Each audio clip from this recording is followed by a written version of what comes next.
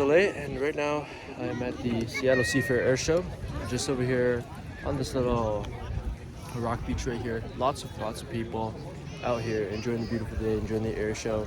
This morning we got Dave's Hot Chicken, really great chicken spot over here. And yeah, now seeing the air show, we went through quite a few cool shows. We had F-35s, we saw microjets, we saw F-16s and P-51 Mustangs and an Apache, a Chinook helicopter, and then now we have a Globemaster flying around over here, a C-17 Globemaster, and it's pretty awesome. Like, this thing's massive. So we got a pretty good spot. We got launchers so that we didn't have to, stand the whole time or sit on the ground. So launchers definitely do help. Definitely get those. But next time also get ear pro, because some of those jets, were they loud? The F-35 and the F-16s, really loud with their afterburners on. So yeah, it's pretty cool. Just gonna be out here. The Blue Angels are gonna be performing for the last show, and we're gonna be excited to see that as well.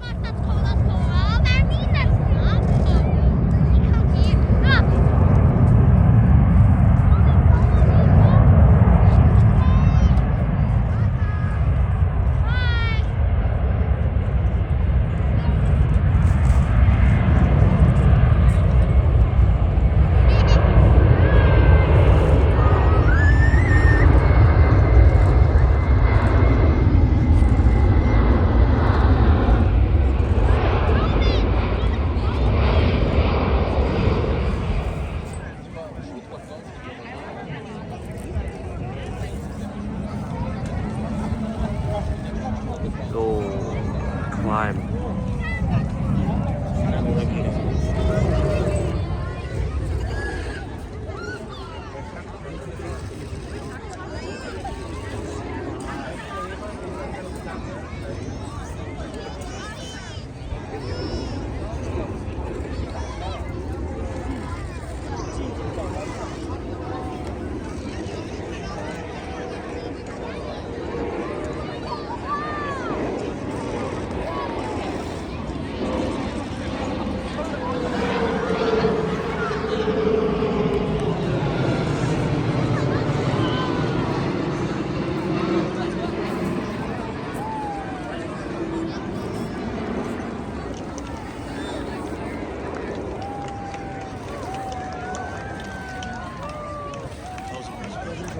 That was a good show. Yeah. So you can see over there, that's Albert, the Blue Angels, and there's definitely way more people over here now, as you can see, all the way along the beach. Everyone's showed up for the Blue Angels portion of the show, and they'll soon be here.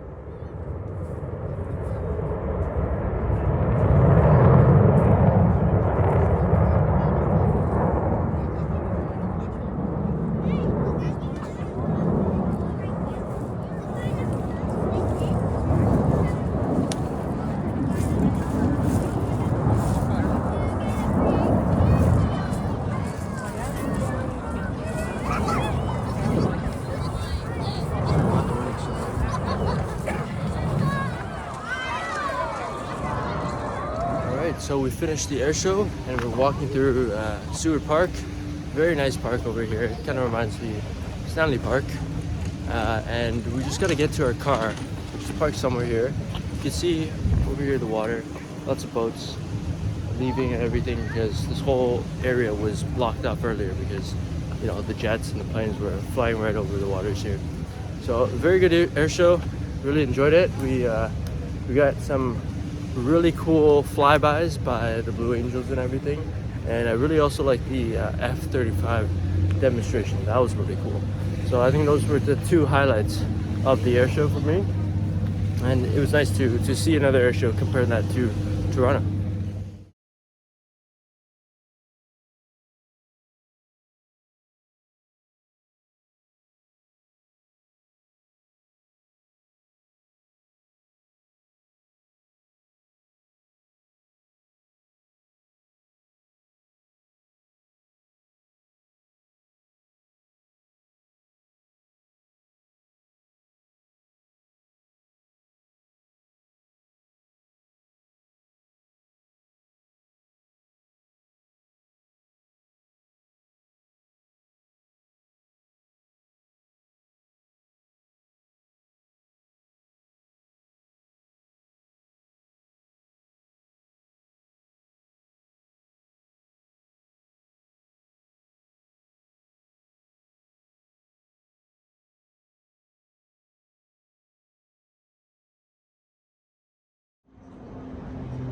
So here's the Space Needle right here. As you can see, it's just like the CN Tower, but more sci-fi, I guess.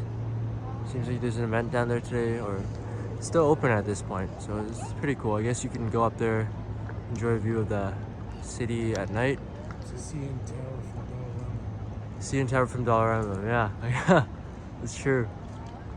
Yeah, I think the CN Tower was built first before this. It's gotta be, I don't know. I wonder who copied who. But it's like 30 USD to go up there. So, a little pricey, but so cool. Here we are, basically right underneath the Space Needle, as you can see. It's really, really high up. And yeah, I don't think that's as tall as the CN Tower though. But you can come in here and go get tickets in this area. So behind me you can see that is the Museum of Pop Culture. So during the night, it kind of looks like this, but during the day it's a little bit more colorful, I think. But very weird looking building right here.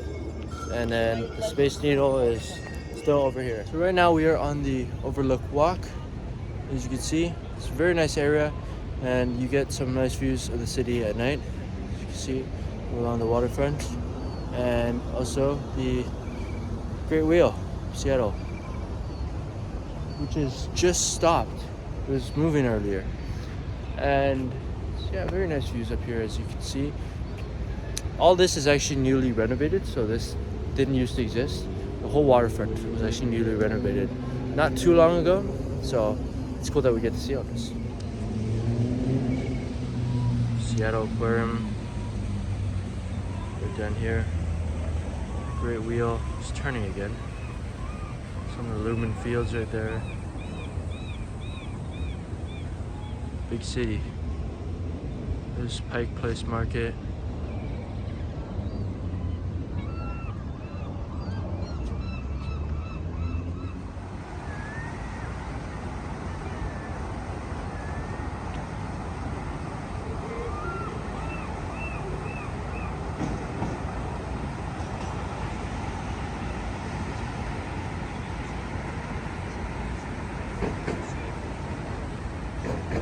Alright, so we're up here on this viewpoint. Interesting. These guys are having a good time. It's great. Oh! Almost crashed into those guys. Crazy. Anyways, we're up on this viewpoint. As you can see where those guys just went, there's a bike lane. So, a great thing to do if you're ever here, and maybe next time if I come here, I'm going to rent one of the e-bikes and just go down the bike lane, and that's a great way you can explore the harborfront over here. Just instead of walking at all, just bike down, stop wherever you need, everything, and it's cool. Another thing I would like to note as we're up here is that Seattle is a very artsy city. You can see the paintings here, this sculpture down there.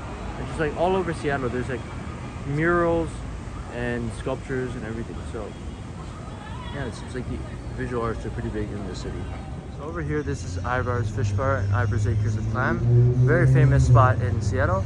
So this is a place that you can go on the boardwalk or the harborfront over here. It's very nice. So you have to check it out. I wanted to check it out, but we might not have time for this one. For fun. You can see this is pretty cool. A street over here where it's like just goes right up. So you can see it's quite steep. Seattle is pretty hilly, I'd say. It's a lot. So if you're living here, you're gonna have strong legs. It's a lot of like climbing up hills, down hills, and everything. But very nice city. So walking the pier at night is actually very peaceful. It's pretty calming. Like you just walk and there's not many people, and the lights are really cool. Like these lights and everything on all these shops, lights up and everything. It's really nice. And then you got the city right over here. It's also very cool.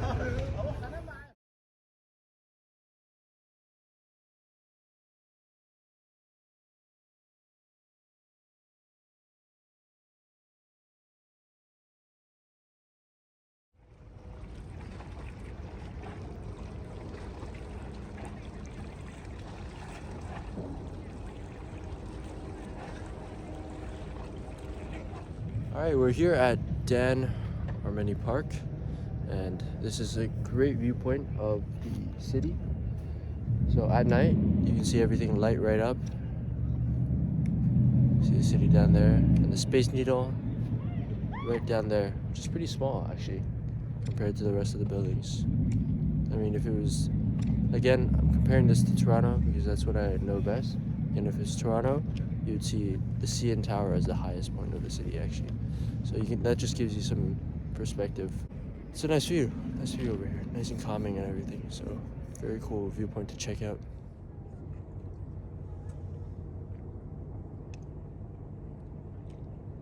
Who's that over